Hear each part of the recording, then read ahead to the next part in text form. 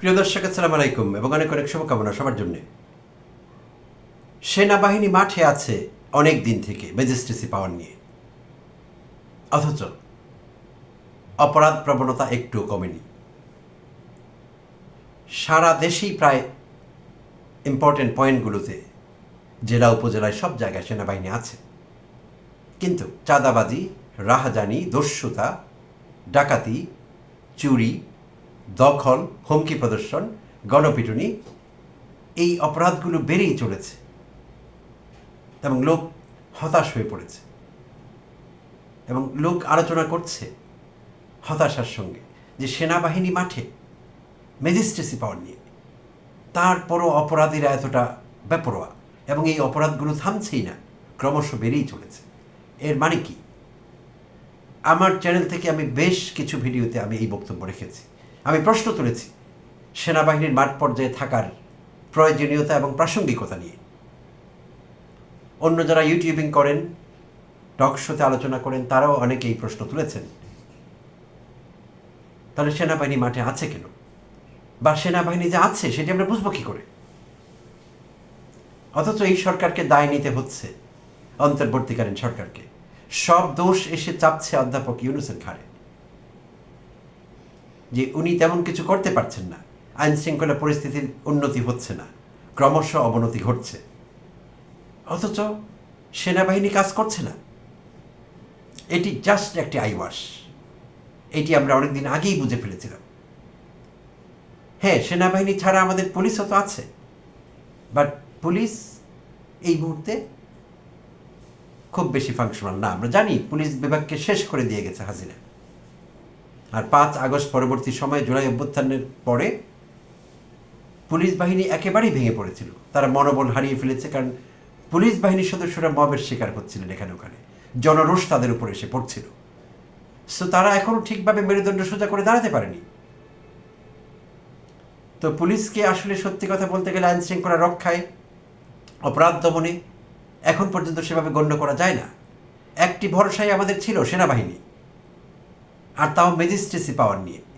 জায়গায় বিচার করতে পারেন, যেই কমান্ডিং অফিসার থাকবেন তার বাহিনী পরিচালনা করেন, যে কোনো জায়গায় অপরাধ প্রবণতা দেখবেন তিনি অপরাধ সংগঠিত হবে, সেখানে জায়গায় বিচার করা যায়। ম্যাজিস্ট্রেসি পাওয়ার আছে সেই কমান্ডিং অফিসারের। আমরা কি খুব বেশি দেখেছি যে জায়গায় বিচার হচ্ছে? চাঁদাবাজির বিচারগুলো জায়গায় ধরে হচ্ছে, জায়গায় ধরে পানিশমেন্ট দেওয়া হচ্ছে, খুব বেশি দেখেছি কি? আমার ঠিক মনে পড়ে না, আমি একটি ঘটনা মনে করতে পারছি না, থাকতে পারে দু একটি।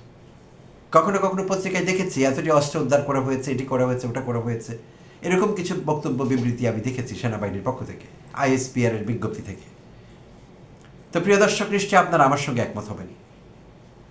অর্থাৎ সেনাবাহিনী মাঠে আছে কিন্তু কোনো কাজ করছে না, কোনো কাজ করেনি। অর্থাৎ সরকার সেনাবাহিনী থেকে কোনো বেনিফিট পাচ্ছে না। আমরা দেশবাসী এই মুহূর্তে সেনাবাহিনীর কাছ থেকে কোনো বেনিফিট পাচ্ছি না। অর্থাৎ আইন শৃঙ্খলা পরিস্থিতি নিয়ন্ত্রণ করতে সেনাবাহিনী সাহায্য করছে না। আছে বটে উপস্থিত, কিন্তু সাহায্য করছে না। যে কেউ বিষয়টি ধরে ফেলবেন, এটির জন্য খুব বেশি রিসার্চ দরকার হবে না। আর একটি কারণ, সেনাপ্রধান ওয়াকার সেনাবাহিনীকে অকার্যকর করে রেখেছেন। আইওয়াশ হিসেবে মাঠে থাকবে, তিনি শো করছেন যে সরকারকে সহযোগিতা করছি আমরা, সেনাবাহিনী মাঠে আছে। মাঝে মাঝে উল্লেখ করেন সেনাবাহিনীর বেশি দিন মাঠে থাকা ঠিক হবে না। আছে কি জন্য? That is the first question. কেন আছে সেনাবাহিনী মাঠে? কি কাজে আছে? আমাদের কি উপকার হয়েছে সেনাবাহিনী মাঠে থাকার পর? কিচ্ছু হয়নি। অর্থাৎ ওয়াকার সাহেব সেনাবাহিনীকে মাঠে রেখেছেন, কিন্তু অকার্যকর করে রেখেছেন। তাদেরকে লিমিট বেঁধে দিয়েছেন যে মাঠে থাকবে তোমরা, পরিস্থিতি অবজার্ভ করবে, অ্যাগ্রেসিভ হবার দরকার নেই, কোনো বিষয়ে প্রোঅ্যাক্টিভ হবার দরকার নেই। তো ওইভাবেই আছে সেনাবাহিনী। তো সেই সেনাবাহিনীকে দেখলাম গতকাল রাতে শুধু প্রোঅ্যাক্টিভ না, অ্যাগ্রেসিভ হয়ে উঠতে দেখলাম কিছু সেনা সদস্যকে। প্রিয় দর্শক, ভিপি নুরের উপর হামলার কথা বলছি। গত রাতে ভিপি নুরের উপর যে হামলা হলো, রাত 9টার পর গণ অধিকার পরিষদের কার্যালয়ের সামনেই হলো সেটি। যেই মুহূর্তে কিনা তারা সাংবাদিক সম্মেলনের প্রস্তুতি নিয়েছিলেন, প্রেস ব্রিফ করবার কথা ছিল তাদের, এর আগে সন্ধ্যা থেকে 2 দফা ঝামেলা হয়ে গেছে জাতীয় পার্টির সঙ্গে। দুই পক্ষেরই নেতাকর্মীরা রাস্তায় ছিলেন, তারা একে অপরের উপর আক্রমণাত্মক ছিলেন। প্রথমে সন্ধ্যা 6টার পর শুরু হয় প্রথম দফায়, দ্বিতীয়বারে 8টার পর শুরু হয় আসলে, এবং মশাল মিছিল পর্যন্ত সেটি করায়। গণ অধিকার পরিষদের পক্ষ থেকে মশাল মিছিল নিয়ে বের হয় নেতাকর্মীরা, এবং জাতীয় পার্টির নেতাকর্মীদের সঙ্গে তাদের রাস্তায় ধাওয়া পাল্টা ধাওয়া হয়, ইট পাথর ছোড়াছুড়ি হয়, এগুলো হয়। আর আইনশৃঙ্খলা পরিস্থিতির সদস্যরা মাঠেই ছিলেন, প্রথমে পুলিশ, পরে তারা, আমরা যেরকমটি নিউজ পেপারে দেখি যে সেনাবাহিনীর সাহায্য চাওয়া হয়, তখন সেনাবাহিনী আসেন, সেনাবাহিনীর সদস্যরা সেখানে আসেন। তো দ্বিতীয় দফায় যখন শুরু হয় ঝামেলা, রাস্তায় নেতাকর্মীরা হয়তো করছিলেন দুই পক্ষেরই, বাট গণ অধিকার পরিষদের নেতৃবৃন্দ তখন ছিলেন তাদের কার্যালয়ের সামনে, এবং তারা প্রেস ব্রিফের জন্য তৈরি হচ্ছিলেন, সাংবাদিকদের ব্রিফ করবেন কি হয়েছে, কি হতে যাচ্ছে। ঠিক সেই মুহূর্তে বিনা উস্কানিতে, আনপ্রভোকড, এবং তারা ছিলেন নিরস্ত্র, ভিপি নূর থেকে শুরু করে রাশেদ খান এবং অন্যেরা, নিরস্ত্র এবং আনপ্রভোকড একটি হামলা। দেখা গেল সেনাবাহিনীর সদস্যরা এসে আঘাত করছেন, তাদের মারধর শুরু করেছেন হঠাৎ করে, উইদাউট এনি ওয়ার্নিং। মাইকে কথা বলা হয়নি, ওয়ার্নিং দেওয়া হয়নি যে ওয়ার্নিং দিচ্ছি, তোমরা থেমে যাও, সহিংসতা বন্ধ করো, না হলে আমরা এখন অ্যাকশনে যাব। Nothing happened. এরকম কিছু কোনো মাধ্যমে আমরা দেখিনি। বিনা উস্কানিতে, বিনা ওয়ার্নিংয়ে হঠাৎ করে এসে ঝাঁপিয়ে পড়ে গণ অধিকার পরিষদের নেতাকর্মীর উপর, এবং নুরুল হক নূরের উপর যা ঘটল, এটি অকল্পনীয়, এটি ঘটতে পারে না, অসম্ভব একটি ব্যাপার। নুরুল হক নূর শুধু নিরস্ত্র দাঁড়িয়ে থাকলেন, আর তার উপর বৃষ্টির মতো আঘাত আসতে থাকল, লাঠি, বেটন, সব কিছু ব্যবহার করা হয়েছে তাকে মারবার জন্য। এক পর্যায়ে তিনি রক্তাক্ত হয়ে গেলেন, দেখা গেল মারতে মারতে তিনি ব্লিড করছেন, তার জামা কাপড় লাল হয়ে গেল, তার নাক ভেঙে গেল, রক্ত বেরোচ্ছে, এবং এক পর্যায়ে দেখা গেল তিনি মাটিতে পড়ে গেছেন। তারপরও তাকে বুট দিয়ে আঘাত করা হলো, সেনা সদস্যরা তাকে বুট দিয়ে আঘাত করলেন নির্মমভাবে, যেটি দেখা যায় না ঠিক এরকম একটি দৃশ্য, এবং কোনো কারণ ছাড়া। আবারও বলছি, বিনা উস্কানিতে, কোনো রকম উস্কানি তাদের পক্ষ থেকে ছিল না। পুরো জাতি স্তম্ভিত হয়েছে, এবং বিশেষভাবে সেনা সদস্যদের আচরণে। যারা সেনা সদস্যদের অ্যাক্টিভ হোক, তারা সেটি চেয়েছিল। গত প্রায় 1টি বছর আমরা চেয়েছিলাম সেনা সদস্যরা অ্যাক্টিভ হোক, অপরাধীদের মনে ভয় ঢোকাক, অপরাধগুলো বন্ধ হোক, চাঁদাবাজি বন্ধ হোক, দুর্বৃত্তায়ন বন্ধ হোক। কিছুই হয়নি, তারা কোনো অ্যাকশনই যায়নি কখনোই। কিন্তু গত রাতে হঠাৎ করে এমনটি কেন তারা হয়ে গেলেন, কি কারণ আছে সেটার পেছনে? এর সঙ্গে কি সম্প্রতি দিল্লিতে হাসিনার সঙ্গে অ্যাসালমের বৈঠকের কোনো সম্পর্ক আছে? যেই বৈঠকে অ্যাসালম 2,500 কোটি টাকা হাসিনাকে ক্যাশ দিয়েছেন, আরও 2,000 কোটি দেবার প্রতিশ্রুতি দিয়েছেন, যেই টাকা কিনা বাংলাদেশে অস্থিতিশীল পরিস্থিতি সৃষ্টি করবার জন্যে, ঝামেলা পাকাবার জন্যে, সরকারকে ফেলে দেবার জন্যে, নির্বাচন বানচাল করবার জন্য ব্যয় করা হবে। তাহলে হাসিনার সেই মিটিংয়ের কোনো সম্পর্ক আছে? হাসিনার অ্যাকশন কি শুরু হয়ে গেছে? কেউ কেউ এমনই ভাবছেন যে সেই মিটিংয়ের সঙ্গে গতকালকের সেনা হামলার একটি সম্পর্ক আছে। আচ্ছা, তো নানাজন নানাভাবে বিশ্লেষণ করছেন, কেন সেনারা এতটা অ্যাগ্রেসিভ হয়ে উঠলো, কি হলো, এরকম প্রশ্ন নানাভাবে নানা অ্যাঙ্গেল থেকে লোক করছেন, সেগুলোর বিশ্লেষণ চলছে। তো এর মধ্যে প্রায় 8 ঘন্টা আগে, আজই সকাল 10:30 11টার দিকে ইউটিউব চ্যানেল ওপেন দ্য আইজ, এটি চালান সাংবাদিক মাসুম মাহবুব। তো মাসুম মাহবুবের সেই ওপেন দ্য আইজ ইউটিউব চ্যানেলে মাসুম মাহবুব একটি চাঞ্চল্যকর তথ্য দিয়েছেন, গা হিম করা, পিলে চমকানোর মতো। তো এই নিয়ে আর কেউ কথা বলেনি, এই তথ্যটি আর কেউ দেয়নি, কোনো চ্যানেল, কোনো টকশো প্ল্যাটফর্ম, কোনো পত্রিকা, আর কোথাও দেখিনি। শুধু মাসুম মাহবুব বললেন, গণ অধিকার পরিষদের একজন কর্মীকে রেফার করে তিনি কথা বলছেন। 8 ঘন্টা আগের তথ্য কিন্তু এটি, প্রিয় দর্শক। তো মাসুম মাহবুব যেই কর্মীর তথ্য দিয়েছিলেন, যাকে রেফার করে কথা বলছিলেন, তার নাম হলো আব্দুস জাহেদ। তো সেই আব্দুস জাহেদের মাধ্যমে তিনি এই বিষয়ে জেনেছেন। আব্দুস জাহেদ যে তথ্যটি দিয়েছে সেটি হলো, নূরের উপর হামলার ইমিডিয়েট আগে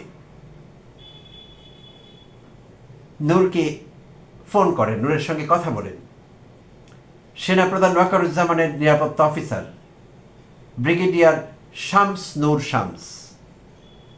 তিনি সেনাপ্রধানের নিরাপত্তা কর্মকর্তা। তিনি ফোন করেন ভিপি নূরকে, নুরুল হক নূরকে, এবং ফোন করে তাকে বলেন যে জাতীয় পার্টি এবং জিএম কাদের সম্পর্কে তেমন উচ্চবাচ্য করা যাবে না, তাদের বিষয়ে তোমরা যা করছো সেটি বন্ধ করতে হবে। তো ভিপি নূর সোজাসুজি তাকে জানিয়ে দেন যে না, আমরা ফ্যাসিবাদের পক্ষে আগেও ছিলাম, এখনো আছি, আমাদের কর্মকাণ্ড চলবে। তখন ব্রিগেডিয়ার শামস তাকে ওয়ার্ন করেন এবং তাকে বলেন পরিণতি ভালো হবে না। আর এই বাক্যালাপের ইমিডিয়েট পরেই নাকি আর্মি ক্যাপ্টেন রাকিবের নেতৃত্বে, সেখানে কমান্ডিং অফিসার হিসেবে কাজ করছিলেন সেনা দলের কমান্ডার ক্যাপ্টেন রাকিবের নির্দেশে এবং পরিচালনায় এই হামলা হয়। আর পরবর্তী সব কিছু আপনারা জানেন। এমনভাবেই হামলা হয়, তাকে হসপিটালে নিতে হয়, শুধু হসপিটালই না, তাকে আইসিইউতে রাখতে হয়। এখনো পর্যন্ত তার জীবনের শঙ্কা আছে। তার মস্তিষ্কে রক্তক্ষরণ হয়েছে, ইন্টারনাল হ্যামারেজ হয়েছে ব্রেনে, এবং শুনতে পেয়েছি কোমরের একটি হাড় ভেঙে গেছে। তো তিনি শঙ্কামুক্ত নন এখনো। সম্ভবত আরও 24 ঘন্টা বা 30 ঘন্টা লাগবে ডাক্তারদের এটি নিরূপণ করতে তিনি পুরোপুরি আউট অফ ডেঞ্জার কিনা। তো এই যখন অবস্থা, তখন এবং ইন্টারেস্টিংলি গত রাতেই সেনাবাহিনীর পক্ষ থেকে, সেনাবাহিনীর যে গণসংযোগ পরিদপ্তর আছে, আন্তঃবাহিনী গণসংযোগ পরিদপ্তর, সেখান থেকে আইএসপিআর যেটিকে বলি আমরা, inter services public relations, ISPR থেকে গত রাতেই একটি বিজ্ঞপ্তি দেওয়া হয়েছে। আর সেই বিজ্ঞপ্তিতে খুব চটজলদি সিদ্ধান্তে চলে আসা হয়েছে এবং কিছু একপাক্ষিক কথা বলা হয়েছে, যেটি আমরা গ্রহণ করব না, গ্রহণ করবার কোনো কারণ নেই। বলা হচ্ছিল আইন শৃঙ্খলা পরিস্থিতির অবনতি হয়েছে, তারা আইন হাতে তুলে নিয়েছে, সহিংসতা খুব বেড়ে গিয়েছিল, নিয়ন্ত্রণ করা যায়নি, তাই সেনাবাহিনী এবং আইন শৃঙ্খলা রক্ষাকারী কর্তৃপক্ষ বাধ্য হয়েছে ইন্টারভিন করতে, পরিস্থিতি মোকাবেলা করতে বাধ্য হয়েছে। আর বাধ্য হয়ে তাদেরকে কিছু লাঠিচার্জ বা এরকম কোনো কিছু করতে হয়েছে। তো খুব তাড়াতাড়ি সেই বিজ্ঞপ্তিটি চলে এসেছিল, কোনো রকম যাচাই বাছাই ছাড়া, একপাক্ষিক মনে হয়েছে। যে কেউ বিজ্ঞপ্তিটি পড়লে বুঝতে পারবেন এটি একটি একপাক্ষিক বিজ্ঞপ্তি, সেখানে প্রকৃত সত্য উঠে আসেনি।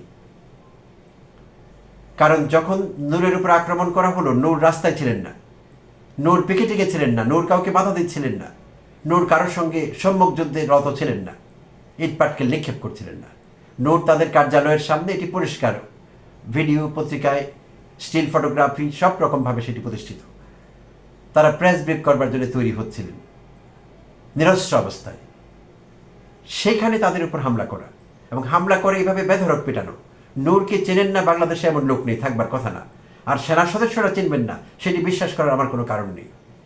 অনেক সময় এমন হয় যে নেতাকর্মীদের লাঠিপেটা করা হয় সড়কে, রাস্তায়, এবং তখন সেনাবাহিনীর সদস্য হোক আর পুলিশ সদস্য হোক, তাদের জানবার উপায় থাকে না কে কোনটি। কিন্তু নূরের মতো একজন এরকম প্রমিনেন্ট ফিগার, নূরকে সারা বাংলাদেশের মানুষ চেনে। তিনি ডাকসু ভিপি ছিলেন এবং গণ অধিকার পরিষদের সভাপতি এবং অত্যন্ত উচ্চ কণ্ঠ, ফেসিবাদ বিরোধী কণ্ঠ। তো তাকে এইভাবে পেটানো অন্যরকম কিছু ইঙ্গিত করে, এটি কোনো সহজ বিষয় না। সেনা সদস্যরা কতটা বেপরোয়া ছিলেন সেটি ইঙ্গিত করে।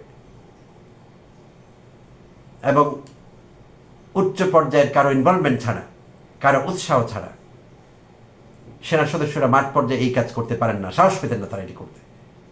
বাট সাহস পেয়েছেন, ভালোভাবে পেয়েছেন, এবং যাকে তাকে না, একেবারে গণ অধিকার পরিষদের সভাপতিকেই পিটিয়ে কাবু করেছেন এবং প্রায় মৃত্যু সজ্জায় পৌঁছে দিয়েছেন। ভয়ঙ্কর এই হামলা, এই বিহেভিয়ার, এইটি এই 24-এর বাংলাদেশে চলতে পারে না।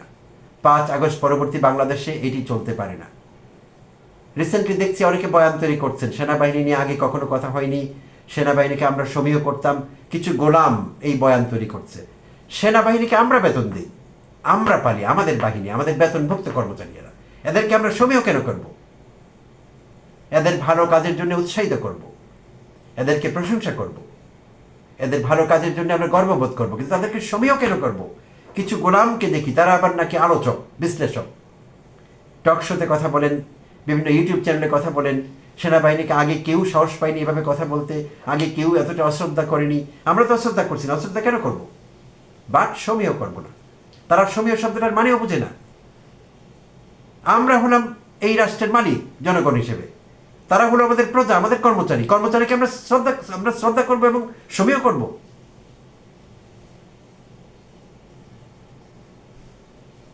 ভয়ঙ্কর কথা। তো এইভাবে তারা কথা বলছিল। তো এই বার্তাটি আমি সেনাবাহিনীকে দিতে চাই। সেনাবাহিনীর বিরুদ্ধে আমার কিছু বলবার নেই, বলবার থাকতেও পারে না। এটি আমাদেরই বাহিনী এবং এটি আমাদের দেশপ্রেমিক সেনাবাহিনী, এটি বলে আমরা গর্ববোধ করতে চাই। তার মানে এটি না যে সব সেনা সদস্যকে আমরা ক্লিন চিট দেব, না। সেনাপ্রধান থেকে শুরু করে আরও কিছু বিতর্কিত জেনারেল আছেন যারা আয়নাঘরের সঙ্গে যুক্ত এবং বিভিন্ন সময় ডিজিএফআই এর মহাপরিচালক ছিলেন সেনাবাহিনীর কর্মকর্তারা। তারা কি করেছেন সেটি আমাদের জানা আছে। গুম খুনের মহানায়ক তারা এখনও তাদের কলকাঠি নাড়ছেন এবং ওয়াকারুজ্জামান তাদেরকে প্রশ্রয় দিয়েছেন, সেটি সুস্পষ্টভাবে প্রমাণিত জাতির সামনে। কিভাবে? যে 626 জনকে তিনি আশ্রয় দিয়েছিলেন ক্যান্টনমেন্টে হাসিনার পালিয়ে যাওয়ার পর, আওয়ামী লীগের পতনের পর। সেই বিষয়ে অনেকদিন পর সমালোচনা হওয়ার পর আইএসপিআর বিজ্ঞপ্তি দিয়ে আমাদের জানায় যে কারা কারা সেই 626 জন সেনানিবাসে আশ্রয় নিয়েছিলেন ক্যান্টনমেন্টে। এর আগে কিন্তু তারা জানায়নি শতপ্রণোদিত হয়ে। ওয়াকারুজ্জামানের সততা থাকলে আগেই জানাতেন যে এরা আমাদের কাছে আশ্রয় নিয়েছে, যথাসময়ে আমরা এদেরকে আইনের হাতে তুলে দেব। মবের হাত থেকে বাঁচাবার জন্য এদেরকে আমরা আশ্রয় দিয়েছি, এদের জীবনের শঙ্কা ছিল, বাট আইনের হাতে আমরা তুলে দেব। বেশিরভাগ পালিয়ে গেছে, আইনের হাতে তুলে দেওয়া হয়নি। এর জবাব ওয়াকারুজ্জামানের কাছে নেই। কে তাকে ক্ষমতা দিয়েছে তাদেরকে এরকম রক্ষা করে সেখানে আশ্রয় দিয়ে পালিয়ে যেতে সাহায্য করতে? ক্ষমতা বহির্ভূত কাজ তিনি করেছেন। শুধু ওটাই না, 5 আগস্ট পরবর্তী সময়ে আয়নাঘরের আলামত কে মুছেছে, কার এত বড় সাহস ছিল, এই দায়ও সেনাপ্রধানকে নিতে হবে। আয়নাঘরে যে অপরাধ সংঘটিত হয়েছিল, মানবতা বিরোধী অপরাধ, আয়নাঘরে গুম করা আমাদের বাংলাদেশিদের, আমাদের বাংলাদেশি ভাই বোনদের গুম করে সেখানে রাখা হয়েছিল দিনের পর দিন, মাসের পর মাস, বছরের পর বছর। তাদের উপর নির্যাতন করা হয়েছিল। আয়নাঘরের বিভিন্ন দেয়ালে সেই নির্যাতনের চিহ্ন ছিল। কোথাও কোথাও দেয়াল ভেঙে দেওয়া হয়েছে, ছোট ছোট দুটো রুমকে এক করে ফেলা হয়েছে। এটি জায়গায় আয়নাঘর ছিল বুঝবার কোনো উপায় নেই। কোনো কোনো জায়গায় নির্যাতনের চিহ্ন মুছে ফেলা হয়েছে, দেয়ালগুলোকে হোয়াইট ওয়াশ করা হয়েছে। কোন সাহসে, কারা করেছে এই কাজ? এর জবাব ওয়াকারুজ্জামানকে দিতে হবে। এবং বেশ কয়েকজন বিতর্কিত জেনারেল এবং ব্রিগেডিয়ার পালিয়ে গেলেন। কেউ কেউ নজরদারিতেও ছিলেন। নজরদারিতে থেকে তারা কি করে পালিয়ে গেলেন? তাদের সেনা গোয়েন্দা কোথায় কাজ করেছে, আদৌ কাজ করেছে কিনা? করেনি। তো সব কিছু বিবেচনায় আমরা যে সিদ্ধান্তে আসতে পারি সেটি হলো সেনাবাহিনী জিএম কাদের এবং জাতীয় পার্টিকে রক্ষা করবার চেষ্টা করেছে। এই জন্যে তারা এখন আওয়ামী লীগকে সরাসরি রক্ষা করতে পারছে না, চেষ্টাও করতে পারবে না। তো আওয়ামী লীগের সফটওয়্যার ভার্সন জাতীয় পার্টিকে তারা রক্ষা করছে নানা ছলে বলে কৌশলে। আর জাতীয় পার্টির উপর ভর করে হাসিনা ফিরে আসবার ষড়যন্ত্র করছে। এটি এখন পরিষ্কার। তো আমি যে কথা বলছিলাম, সাংবাদিক মাসুম মাহবুব গণ অধিকার পরিষদের কর্মী আব্দুল জাহিদের রেফারেন্স দিয়ে যে অভিযোগ করেছেন যে সেনাপ্রধানের ব্যক্তিগত নিরাপত্তা কর্মকর্তা ব্রিগেডিয়ার শামস নূর শামস ভিপি নূরকে ফোন করেছিলেন, হুমকি দিয়েছিলেন। আমি বিশ্বাস করি মাসুম মাহবুবের সে open the eyes YouTube channel এবং আমি আমার যে চ্যানেল থেকে কথা বলছি, সেনা গোয়েন্দাদের আমাদের ভিডিও কন্টেন্ট এড়িয়ে যাবার কথা না, তাদের চোখ এড়িয়ে যাবার কথা না। মাসুম মাহবুব যে অভিযোগ করেছেন, এই অভিযোগ যদি মিথ্যা হয় আইএসপিআর বিজ্ঞপ্তি দিয়ে আমাদের জানাবে অভিযোগ মিথ্যা। আর অভিযোগ যদি সত্যি হয় সেটিও আমাদের জানাতে হবে। শামস নূরকে সেনাপ্রধান তাকে বলেছিলেন কিনা, নাকি তিনি শতপ্রণোদিত এই কাজ করেছেন, আমাদের এটি জানতে হবে। আমরা এই বিষয়ের ধোঁয়াশায় থাকতে চাই না। সেনাপ্রধান আমাদের অনেক বিষয় ধোঁয়াশায় রেখেছেন, অন্ধকারে রেখেছেন, যথেষ্ট হয়েছে, আর এটি করা যাবে না। আর অনতি বিলম্বে কি চলছে অন্তর্বর্তীকালীন সরকারকেও জানাতে হবে। সেনাপ্রধান কি অন্তর্বর্তীকালীন সরকারকে এখন চ্যালেঞ্জ করছে? আমরা কি সেটি ধরে নিব যদি তাই হয় সেটিও আমাদের জানতে হবে। সব কিছু জনগণের জানবার অধিকার আছে। তখন জনগণ প্রয়োজন অনুযায়ী সিদ্ধান্ত নেবে তারা কাকে রাখবে কাকে রাখবে না, কোন চাকরকে রাখবে কোন চাকরকে রাখবে না, কোন কর্মচারী রাষ্ট্রের জন্য প্রয়োজনীয় কোন কর্মচারী প্রয়োজনীয় না। আমাদের বিরুদ্ধে কাজ করবে, রাষ্ট্রের বিরুদ্ধে কাজ করবে, অথচ সেই কর্মচারীকে আমরা বেতন দেব, পেলে পুষে লালন পালন করব। এটি হতে পারে না, অসম্ভব। এই বাংলাদেশে আমরা এখন বাস করতে চাই না। এই বাংলাদেশ ছিল হাসিনার বাংলাদেশ, হাসিনার শাসন। হাসিনা পালিয়েছে, Hasina is gone, she is a dead case. তাই এই বাংলাদেশে সব কিছু হতে হবে ভিন্নভাবে এবং সব কিছুতে থাকতে হবে জবাবদিহিতা। এটি 5 আগস্ট পরবর্তী বাংলাদেশ। এর বাইরে আমরা কোনো কিছু অ্যাকসেপ্ট করবো না, করতে পারি না। আর কেউ যদি চেষ্টা করে আমাদের দিয়ে অ্যাকসেপ্ট করাতে, তারা ভুল করছে, তারা বোকার সঙ্গে বাস করছে। তাদের পরিণতি হাসিনার চাইতেও খারাপ হবে। প্রিয় দর্শক, ভালো থাকবেন, আবার কথা হবে।